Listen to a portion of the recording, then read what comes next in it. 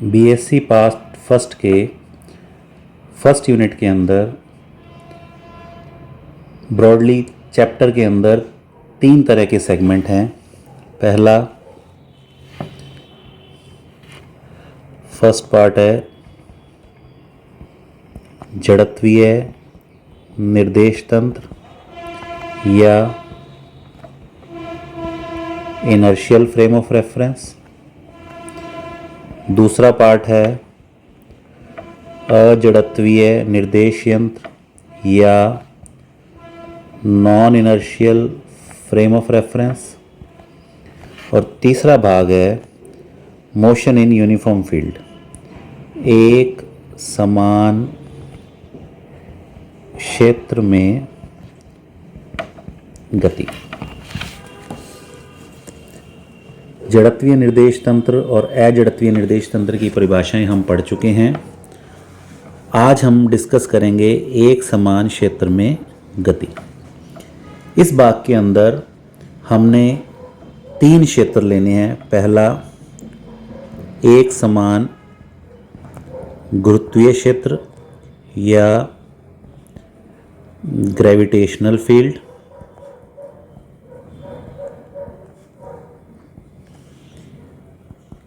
एक समान विद्युत क्षेत्र या इलेक्ट्रिक फील्ड। तीसरा भाग है एक समान चुंबकीय क्षेत्र या मैग्नेटिक फील्ड।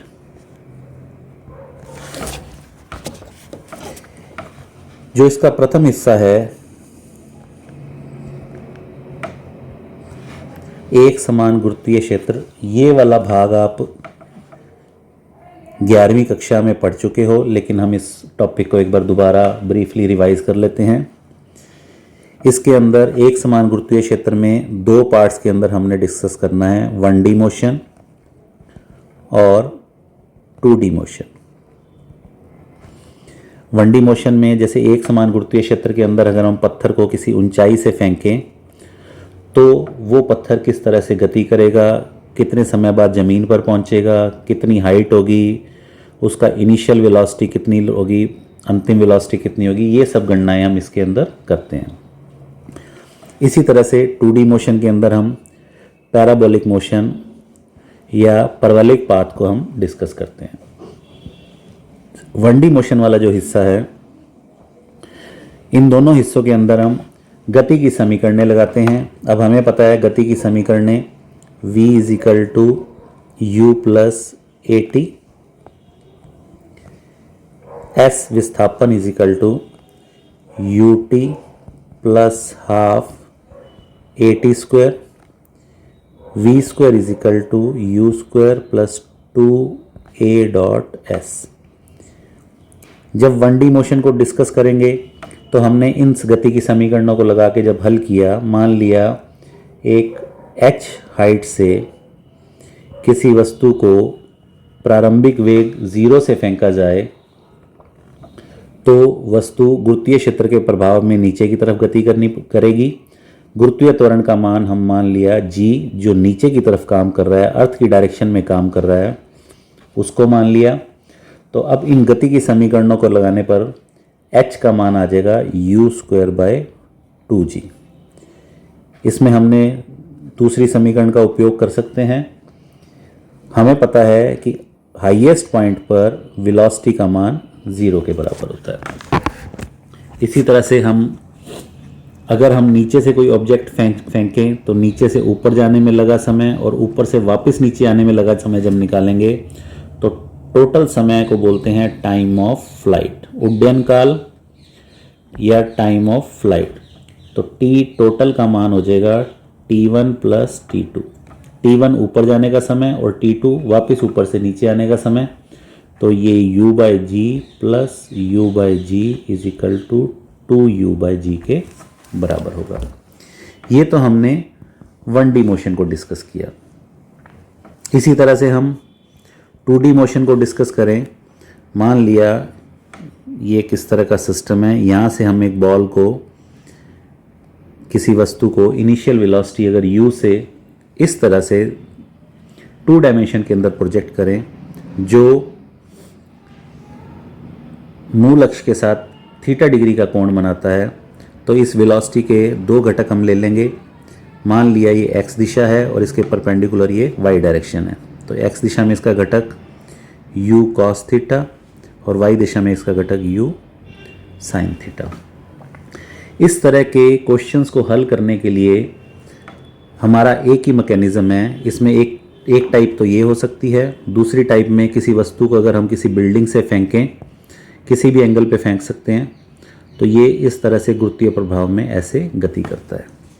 तीसरे टाइप का क्वेश्चन आता है इसके अंदर, अगर हम इंक्लाइंड प्लेन लें, जो इंक्लाइंड प्लेन अल्फा डिग्री के एंगल से झुका हुआ है और हम बीटा डिग्री के एंगल से किसी वस्तु को फेंकें,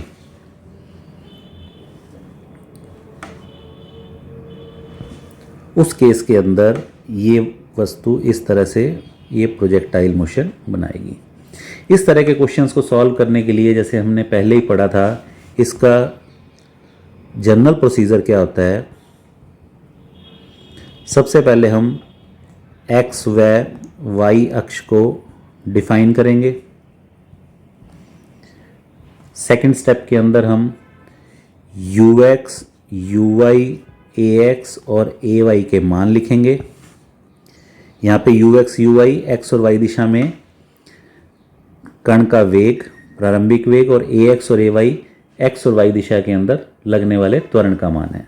फिर इक्वेशन ऑफ मोशन अप्लाई करेंगे, x अक्ष के लिए सेपरेट और y अक्ष के लिए सेपरेट, क्योंकि x अक्ष और y अक्ष की जो गति होती है वो एक दूसरे पर निर्भर नहीं करती। तो equation of motion x direction के लिए सेपरेट लगेंगी और y डायरेक्शन के लिए सेपरेट लगेंगी। उसके बाद हम बाउंड्री कंडीशंस का यूज़ करके हम इनको सॉल्व करेंगे, और बेसिकली ब्रॉडली हमने इस तरह की प्रॉब्लम्स में 4 चीज़ें कैलकुलेट करनी होती हैं। First, equation of motion. Second, इसके अंदर टाइम ऑफ फ्लाइट या उड्डयन काल। थर्ड, इसके अंदर रेंज या परास। और चौथी चीज़ है इसके अंदर मैक्सिमम हाइट या ऊंचाई। ये हम 4 चीज़ें इस तरह से कैलकुलेट करते हैं। अब एक प्रॉब्लम ले रहा हूँ मैं, हालांकि आप 11th में पढ़ चुके हो, लेकिन इसको एक बार रिवाइज करके बता देता हूँ आपको किस तरह से लेना है। मान लिया किसी वस्तु को हम प्रारंभिक वेग u से इस तरह से फेंकें। ये सबसे पहला प्रोसीजर में क्या था, हमें दोनों एक्सिस डिफाइन करने हैं। तो ये x अक्ष मान लिया और इसके परपेंडिकुलर हमने ये y अक्ष मान लिया। वस्तु को इनिशियल वेग v से फेंकेंगे तो x दिशा, अब हमने क्या करना है, ux, uy, ax, ay के मान निकालने हैं। तो ये एंगल अगर थीटा है तो ux equal to u cos theta और uy equal to u sin theta. इसी तरह से ax, x दिशा में लगने वाला त्वरण, x दिशा में कोई बल काम नहीं कर रहा, तो x दिशा में लगने वाला त्वरण भी 0 के बराबर होगा, और ay का मान हो जाएगा -g के बराबर, क्योंकि y अक्ष हमने ऊपर की तरफ लिया है और जो ग्रेविटी ड्यू टू एक्सेलरेशन है वो नीचे की तरफ काम कर रहा है, तो ay का मान -g के बराबर। अब हम सेपरेट इक्वेशन लगा देंगे।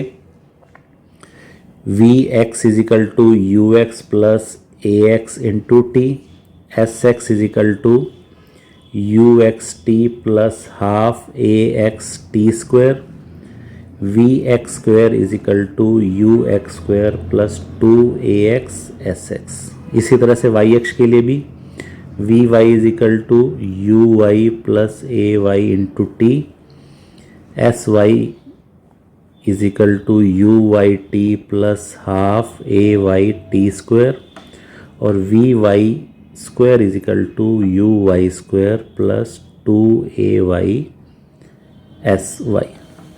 हमें पता है कि ax का मान 0 है, तो ये वाली टर्म, ये वाली टर्म और ये वाली टर्म ये 0 हो जाएगी, अर्थात ux का मान vx के बराबर, sx का मान ux इंटू टी के बराबर और vx स्क्वायर का मान ux स्क्वायर के बराबर। अर्थात x दिशा के अंदर वस्तु के वेग में कोई परिवर्तन नहीं आएगा, क्योंकि x दिशा में कोई त्वरण काम नहीं कर रहा।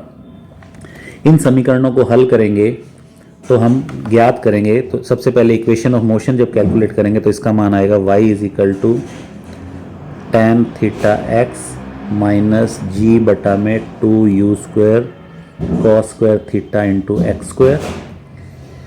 इसी तरह से maximum height h is equal to u square sine square theta upon g, और range r is equal to u square sine 2 theta by g, और चौथी चीज उड्डयन काल t is equal to 2u sine theta upon g. इस तरह से हम इन चारों समीकरणों, चारों चीज़ों के मान हम कैलकुलेट कर सकते हैं।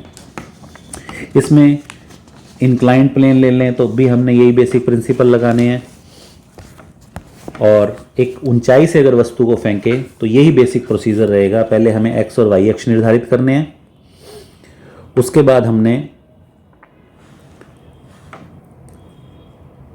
ux uy x दिशा में, y दिशा में त्वरण और वेग के मान निकालने हैं, प्रारंभिक वेग के मान। उसके बाद इक्वेशन ऑफ मोशंस लगानी है, x के लिए सेपरेट, y डायरेक्शन के लिए सेपरेट, और बाउंड्री कंडीशन का यूज़ करके इन चारों चीज़ों के मान हमने कैलकुलेट करने हैं।